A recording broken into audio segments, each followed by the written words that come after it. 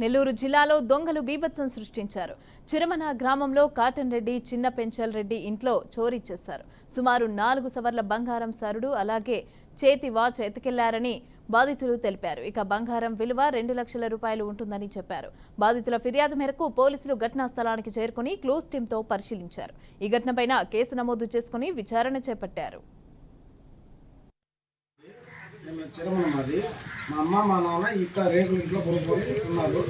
రాత్రి పైన దొంగలు వచ్చి మా అమ్మ సరుగు వచ్చి ఎత్తుకెళ్ళిపోయారు. అది మా నాన్న వచ్చి కరెంట్ లేదు ఇంట్లో చూడండి 5 గంటలకు వచ్చాను నా దగ్గరికి. కరెంట్ లేదు చూడమంటే వచ్చి చూస్తే మెయిన్ ఆపేస్తుంది.